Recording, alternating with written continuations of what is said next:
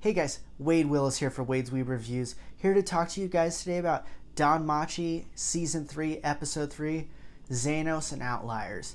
This episode was far better than the other two episodes, and I did like those other two, but this, the pacing, I was on the edge of my seat a lot of the episode.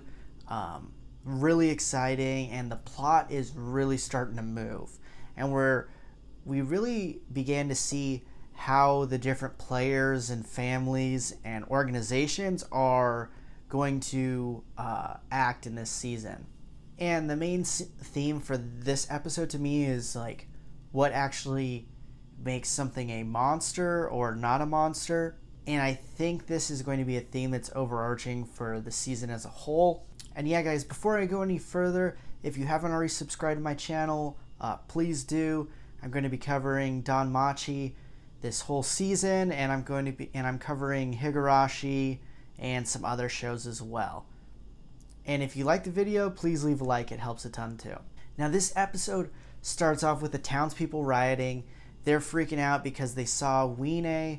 They thought she was attacking that little girl.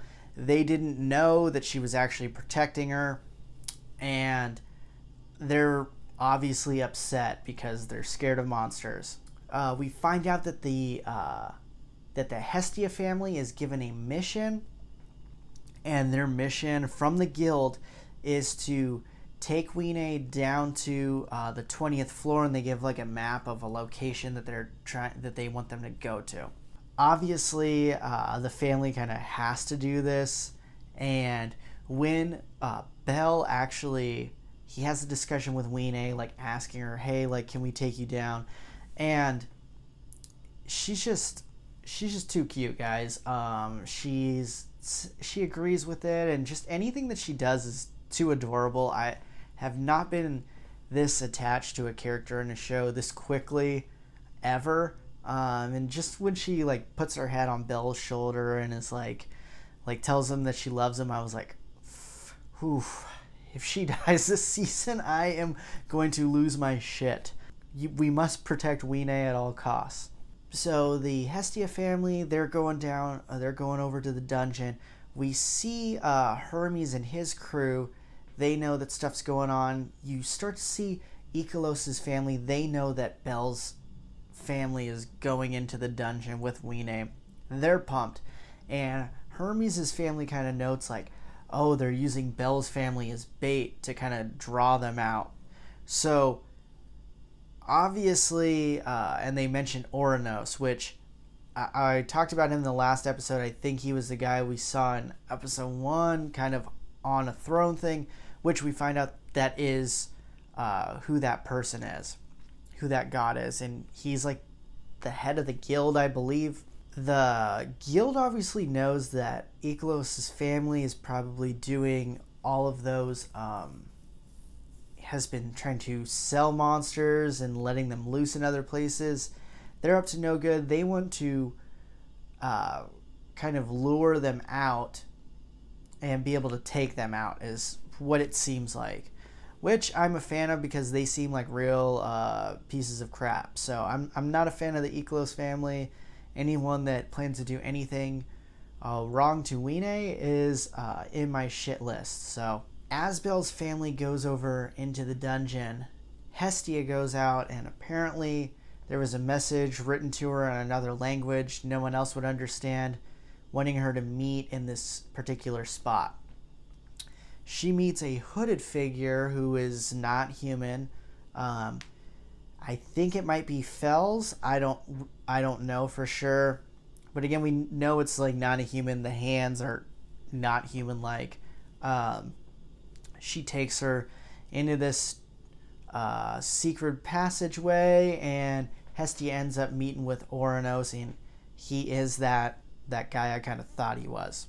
Overall, guys, the fighting in this episode was really good. We haven't had much fighting at all the other two episodes, which again, I understand, but it was really good in this episode, and I thought they had added so much suspense in this in a lot of situations. I was pretty worried. And obviously we know like Belle's not going to die or someone like that. But again, I'm worried Weene is going to die. And I feel like they're making her slightly expendable. So I'm super stressed about that. And within like probably 3 minutes of them being in the dungeon, they had to use one of the 3 magic swords. And I'm like, oof, not looking good for these guys if they got to use it right away. And the family kind of realizes it seems like these monsters are targeting Weene. And some of them are using like sticks and stuff as weapons. And that's something I wanted to point out. And I'm going to go back into that later. They end up finding this entrance to a cave. Weene hears like this like singing or music. And they break through this crystal thing. Go in and they are attacked by a lizard man and a bunch of these other monsters. The lizard man is wearing all this armor and stuff, and I believe he's referenced early on. It might have been in the first episode. They said that there was a lizard man on the loose that has been wearing armor. So this is that, or I believe he stole armor. So this is that dude, I believe, that stole armor and is wearing it. Again, we saw some lizard men with sticks fighting out on the 20th floor. And I'm like, does the sticks mean that they're intelligent? The lizard man that's wearing armor, that's certainly even more intelligence, in my opinion. And this battle is really intense. We have like a harpy that's shooting feathers at the family. Weene's using her wing, protecting him, but it's hurting her. They're essentially surrounded and outnumbered, but the family's doing everything they can to protect Weene, as they should. And eventually Belle does like a falcon punch on this lizard man. He flies through like a wall, and then he starts laughing and talking to them in a like human voice. I did think that they were possibly testing them to see like what their intentions were, maybe how strong they were. And they wanted to see, the lizard man said that he wanted to see if they were as the harpy girl said that they were, and find out it was the harpy that Belle met the episode before. This is where we get into a lot of interesting concepts. So we see that there's all these other monsters that have intelligence, like Weene. Almost all of them can speak too, and they refer to themselves as Xenos. So it's monsters with intelligence. And there's a scene the lizard man introduces himself as Lid, and he asks Belle if he can call him Belchi, which I think is pretty funny. And then holds his hand out, like says like, hey, let's shake hands. And Belle is like nervous about it because the dude's mitts are huge. He has these huge talons. If he grabs Belle's hand, that will be gone in 1 second if he wanted to. And he looks back at his family, and Lily's like, nope, don't do it. And then he locks eyes with Weene and is like, you know what, I got to do this. He puts his mind over matter, shakes hands with them, and it's a really cool scene. All of the Xenos are like super pumped, and all of them want to go in and shake Belle's hand, and it's really like a touching moment. And it kind of reminded me of I don't know if you guys have ever seen like film of Robert F. Kennedy, because he tried to speak to everyone. So minorities, it really resonated with minorities, and you just see like there's these videos of like African American kids like running after his car trying to like shake his hand and stuff, and he's like leaning over shaking their hands, and it's truly like a beautiful thing to see. Just people crossing over and like accepting people who are different from them.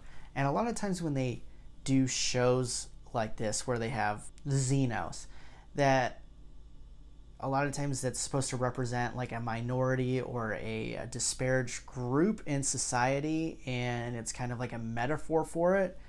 I don't know if that's what they're trying to do in this. I kind of feel like they are, because a lot of times in literature or in, stories, they use monsters or like demi-humans as a metaphor for like minorities or groups of people that have been cast aside. So I thought that was pretty interesting, and just seeing how excited they were to have Bell like accept them and shake their hands, and all of them wanted to shake his hand. It just really reminded me of some of that footage I've seen of Robert Kennedy, who was unfortunately assassinated. Then this bunny jumps on his face, and he finds out like it's a female bunny, but that bunny can't talk. So again, with the theme of what makes, so I was saying like what makes something not a monster. Okay, like what makes something a Xenos? This bunny can't it can't talk, but it's very friendly. Does that make it a Xenos? There were those lizard men using sticks, and those sticks technically show that they have intelligence because it's a tool. Why are they not considered Xenos? Or maybe they were and were sent out, and Bell and his crew killed some Xenos. I don't know. It's an interesting thing. I don't know, again, if in the light novel it's a little different, but I think that is like important to note, like, where is the line drawn for the Xenos? Because the bunny is accepted by them, but it cannot speak. And it looks like those lizard men that were fighting out there with sticks were probably not accepted by the Xenos. So where's the line drawn? Another important part, Hestia's talking to Oranos, and he kind of tells her about this Xenos village, and says like, if your family makes it alive, they should be in the village now. And he tells her that you and your family are both their hope and my hope. And then tells her that humanity and monsters, you are the bridge to their codependence. So it looks like Oranos and the guild's goal is to have a coexistence with these Xenos or monsters as a whole and humans. So interesting that is their goal. I hope that this is really the guild's goal and there isn't some ulterior motive for some reason. We know that they're trying to possibly lure out the Ikelos Familia, but I really do hope that their intentions are pure. We know that there is going to be pushback in this, because that's just how it's going to be. There's going to have to be some pushback other than Ikelos. There's going to have to be some other adventurers and families that side against the coexistence of monsters and humanity. So, yeah, guys, this was by far the best episode. I think the pacing is going to be kind of at this level for kind of the remainder of the show, and it may even go faster. I hope not, but this felt like a very good pace. We understand what's going on, and obviously they're going to have like twists and turns and stuff, but I felt like this was good. There was enough action. We've learned a lot. Great episode overall. I give it like a 9.5 out of 10. Very good episode. But yeah, what did you guys think? And like for you guys personally, like where do you guys feel like the line is set up with the Xenos? Like, is it like, what shows intelligence? Like, because I think if you're using a weapon, that shows that you're intelligent. But apparently maybe not. But the bunny can't talk. I feel like speaking also is a form of intelligence, but it does have good intentions because it seems very friendly. But yeah, what do you guys think? I'd love to know.